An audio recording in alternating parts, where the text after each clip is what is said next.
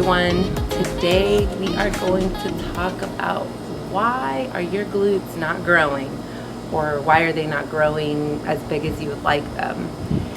Part of the reason why I did this video is because I myself was part of that group of doing those butt exercises and glute exercises and adding some weight on it, and I just never felt like my butt was really getting much bigger. It was staying about the same. Sometimes I'd be a little more lifted around, which I can't complain about that, but it just wasn't getting big. I wanted more volume. I wanted to see if I had what it took to grow the booty. So today we're going to talk about the 4 most common or biggest reasons why your glutes aren't growing and what the fixes are for those, and I'll go over some exercises to go along with those as well. And I also have other videos if you're interested in actually seeing a full glute workout, or I also have a booty lifting and rounding workout. So if you want more specifics and a little bit more longer focus on the exercises, make sure you check out those videos. Okay, so let's go ahead and get on into the first reason why your glutes are not working. Is because you're not activating your glutes before you get into your full-on glute routine. So if you think about a muscle that doesn't get used a lot, which the glutes are, unless you've been working them for a while and you're used to doing it and you know what it feels like, it needs to be activated. Because if you were at work for 8 hours, you've been sitting on your booty and your booty ain't ready to work. Your legs might be, but that's why you have to make sure that you do glute activation that focuses just on your glutes before you actually get into your routine. So I'm going to go over a few of those exercises with you, but it really comes down to what we call the mind-body connection. I'm sure you guys have heard it. All the fitness people talk about it. And I was like, I knew what that meant, but I needed more of a better definition. So let me give you what I found, somebody that I follow, and I thought it was just a great way for the average Joe like myself to know what it meant. So a mind-body connection is the mind's ability to recruit the muscle of our body to act. Makes sense, right? So if we can think about the body part that we're working, which in this case would be the glutes, while we're actually doing the exercise, then we can make sure we're actually feeling that. So if we're doing the exercise and we're like, okay, what area am I feeling? Am I feeling my back? Am I feeling my shoulders? Then we can kind of recoup and go back to what it is that we're actually trying to accomplish, which is working our glutes. And then it said the body will call on the body part that is the easiest available or known, or knows it can complete the exercise, even if it isn't the right muscle.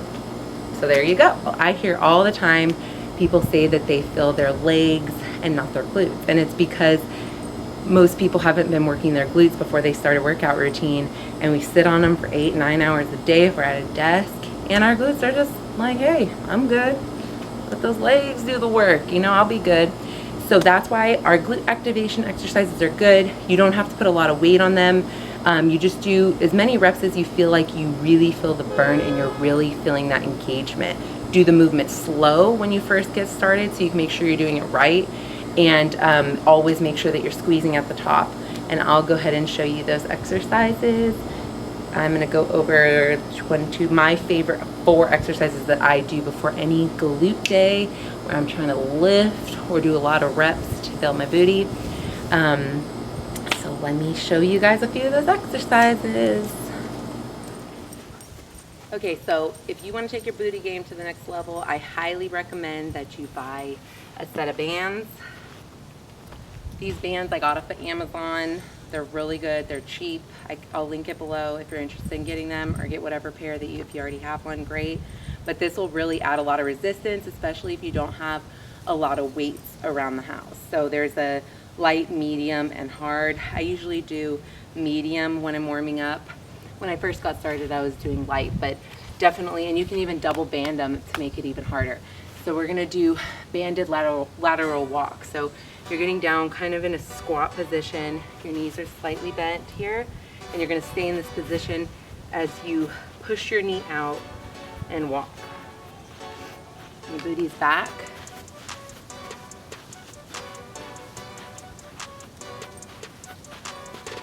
and you're never coming out of that position. I usually do that at least 20, 25 times, but I wait until I really feel it and that I can really feel my glutes activating. That's the whole goal, is to feel that little bit of burn work, because then at least you know that your glutes are working and not your legs or your back or some other area that you're not trying to work. Okay, the next one is going to be kickbacks. I love these too. These are a true booty activating workout. So you can hold on to a chair or a wall, whatever you got. You're just gonna bend over slightly. Your band is right above your knees and you're kicking your leg out. I have a slight bend in my leg and I'm kicking my heel up to the ceiling. And at the top of that movement, I'm squeezing my glutes. You should definitely feel your glutes in this one if you're doing it correctly. I usually do 15 on each side, so then I switch to the other. Same thing.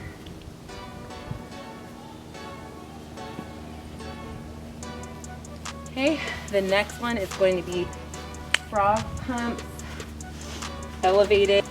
If you want a little bit more, even more glute focused, you can do it on an elevated bench or a chair. Just make sure that your position is right below your shoulder blades and you have your back on there. So you're coming out into kind of like a butterfly position and then you're squeezing at the top of that. Try to do these quick, but make sure you're finishing the full movement, because remember, the whole goal of this is to activate our glutes. Is not to try to get as many reps as you can in. I don't even know if you can see my legs. Let me see back. Make sure. Okay. So 30 or until it really burns. And the last one is another really good one, is donkey kicks. I like to do this one with a band too, because you can really feel it.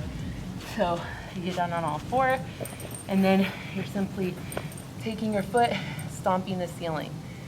Squeeze, again at the top of that movement, 15 to 20 each side. You're pumping it out.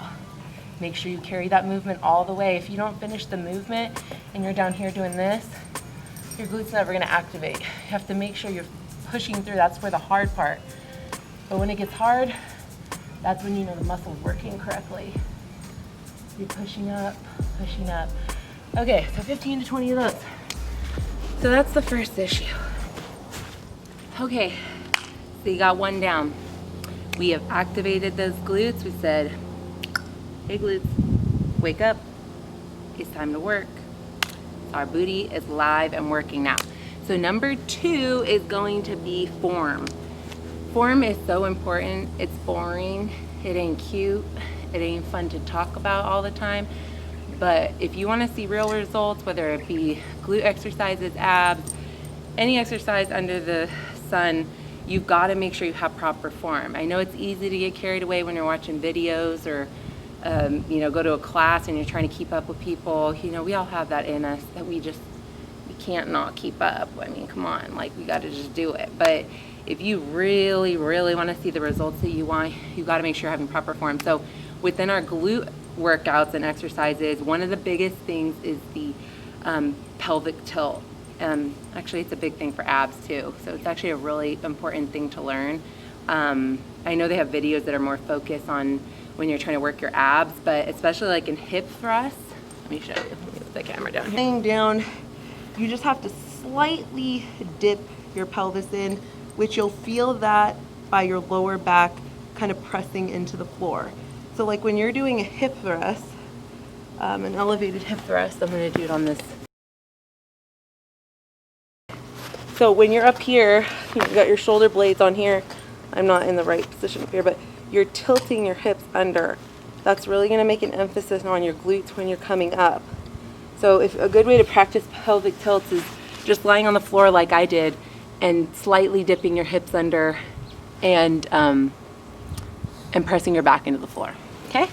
Number 3 is not squeezing or contracting your glutes. We kind of touched on this a little bit, but you've activated your glutes, they're awake and ready to work. you've got the form down as far as where your leg position should be, your hip position, shoulder position, all that. The next thing is when you're coming to the top of any movement, you're focusing on squeezing those glutes. So it's like you're pretending to hold a $100 bill between your butt cheeks, and if you stop squeezing, that $100 bill is going to fall out. So whether it be a squat, you're coming down, going down from the squat and coming up, and you're squeezing. Okay, so that's going to work all of your leg, but by squeezing up the top, it's going to make it a more of a glute focused exercise.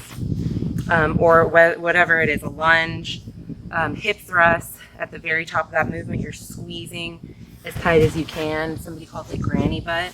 You know, ain't cute when you're doing it, but you know, afterwards, the results you want, that's what's important. So I am definitely not one of those people who looks cute trying to work out at the gym. I'll just tell you that. I'm sweating within 5 minutes.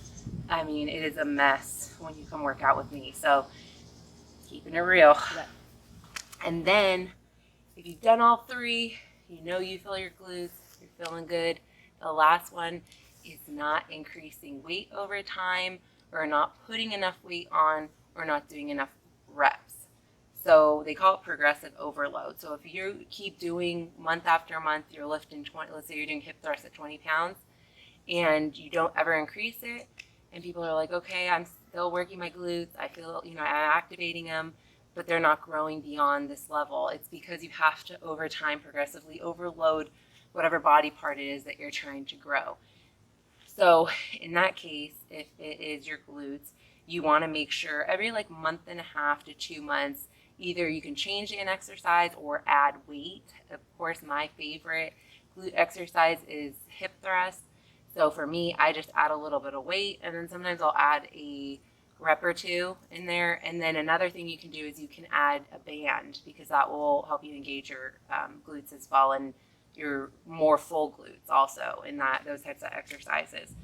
So make sure you're adjusting those workouts as you go along, depending on what your goals are. If you're just like, oh, I want to grow a little, I'm good. But if you're really like, okay, I'm not seeing increase, I'm not seeing the goals, that's one of them. And kind of like 4B, one thing that I wasn't doing as well is I wasn't eating enough. I know, go figure. I have 2 young kids. I don't have time to eat anymore. So you have to make sure you're getting enough protein. If you're trying to build muscle, any type of muscle, you have to make sure you're getting enough protein and carbohydrates. If you're not, the breakdown of that muscle doesn't have anything to build it back up. So you're breaking it down every time you do these hardcore weightlifting workouts or band workouts, but it's got to have something to build back up on. And the kind of the glue that holds it all together to be the building blocks is protein, which is really interesting. And I found some good protein drinks. I can link them below that actually don't taste bad. Honestly, I enjoy drinking them because it's so quick, and then at least I know I'm eating. So, you know those busy moms out there, or busy people in general. So what I'm going to do now is the last thing, is to talk about my favorite glute focus exercises. Some of them do utilize the quads and hamstrings, but mostly the glute, and then I would say hamstrings is next, and quads is kind of at the bottom, just because I'm not trying to build my quads that much. But if you want quad exercise, if you're interested in that, we can definitely talk about that too. So first is my favorite, and I don't know why it's so hard. It's harder than even lifting like 100-pound barbells and hip thrust, is single leg hip thrust. Okay, so the first exercise, one of my all-time favorites, is a single leg hip thrust with weights. You can use a band around right above your knees. I just prefer using weights on these. So your shoulder blades should be right above the bench. So you want to find your shoulder blade, and then right below that is where you want your body to be positioned. And then when you're coming up straight here, well, it will only be one leg. It should be a 90-degree angle. So if you're up here like this, that's too close. Make sure when you come up to this position, you're at 90 degrees. And then you just put this in here in your hip flexor. And we're gonna go down, start down at this position. And then when you're coming up, you're coming all the way up, and you're just bringing that leg up and then squeezing those glutes and tilting that pelvis when you get to the top of that movement, you're not putting your foot down, you're just coming up, down, up, down. Make sure you're moving your head like this. You're not throwing it back. It shouldn't come back more than this. Just moving with the body as it goes up and down, up and down. And then you'll switch legs. I usually do 3 sets of 12 on each side. Okay, the next one, of course, everybody talks about it, hip thrust. Gotta do some hip thrusts in there. Same position, your shoulder blades are gonna rest right above where the bench is at. And then you can use a barbell, you can use dumbbells, you can use a resistance band if you have something to hold it under. So both your legs are going to be down, very similar position. You're going to have your feet out just at a slight angle. Coming up, both your legs will be at 90 degrees, squeezing at the top. You shouldn't really be moving your stomach. You see this? Or your head. Your head staying in the same position. You're just dropping your butt and then pushing up and squeezing that granny booty at the top. I do, again, usually 3 sets of 10 to 12, depending on how heavy the weight is. Your last 3 reps of each set should be really hard. You should be at like 80% if you're really trying to grow those glutes, really trying to work them hard. And then if you don't have a lot of weight, you would rather not use a lot of weight, you need to increase your reps. So if you're only doing 10 reps, no weight, and you've been doing it for a while, you need to pump those things up so your glutes can grow, okay? All right, next one. So sumo, you're out kind of like a sumo squat. Your legs are out further than shoulder width apart, and you're hinging back, your hips back here, slight bend in the knee, and then you're squeezing up. So hinging over, pushing that booty back, and then thrusting those hips forward. And this one, you're not touching the ground. You want to keep the weight on those glutes. So going down, you're popping back up and squeezing at the end of that movement. Again, 3 sets of 10 to 12, depending on how much weight you've got also. And then if you would rather try a remaining deadlift, your feet are closer together, about shoulder width apart, slight bend in the knee, again, hinging at the hip. You're almost rubbing those weights down your legs as you come down. That's how close it should be. And your butt's going backwards, squeezing up to the top. Squeezing up to the top. So choose which one, try them both. Goblet spots. So we got our cup of whatever we drinking tonight. Right here, holding it upright. And again, your feet are further than shoulder width apart, and your knees shouldn't be coming over your ankles, and you're just squatting down. As far down as you can go that you're not rounding your back or arching your back. So where it feels comfortable. If you can't get this low, you stop here, and over time you'll be able to go further down. I'm sticking my butt back, and then squeezing, same old granny butt at the top. 3 to 12. And then 3 sets of 12, sorry. And then we're doing Bulgarian split squats. You take one weight in your hand. If you don't have a lot of balance, get a chair, something to hold on to. You're putting one leg up, resting the toe like so. Slight lean forward. That puts more emphasis on the glutes starting out, stretching it already. And you're coming down, weights need to be in the working leg hand. 2, 3. The wider the stance, the more glute focused it is. The closer you are to the bench, the more quad focused it is. And again, I'm going to do 3 sets of 12 on each leg of those. Squat pull through. This is just like an added bonus if you happen to have, I have some bands that you can stick in a door, and then you can do all kinds of exercises up in there like it's a cable machine almost. That's what I use it like. When you're working out from home, you gotta improvise. So I will link that below too. If you're interested in seeing those, I do all kinds of exercises, and you'll see a lot of those videos as well. But We're just gonna do them with weights today because that's what we got. So in a normal pull through, you're coming back here and you're pulling through. So it's the same kind of motion, same kind of hip thrusting forward. Anytime you're thrusting your hips and not just bending your legs, this movement is a lot more glute focused. So again, you don't want to be arching your back. That's why sometimes you got to make sure good form on this. Don't do this unless you know kind of what you're doing. You have slight bend in your knee and then squeezing at the top. 3 sets of 10 to 12 of those. So I hope you liked this video today. If you have any questions, please feel free to comment below. If there's anything that I left out, I personally applied all 4 of these different aspects to my routine, and it has made all the difference in the world. I see glutes that I actually am excited about, and of course, you know, exercises change, things like that, but this is the gist of it, and I will be putting out more glute workouts and leg workouts, so make sure you check those out. And if you like this video, please give it a thumbs up, and don't forget to subscribe below. See you at the next one. Glutes are woken up. No more sleepy glutes. See ya.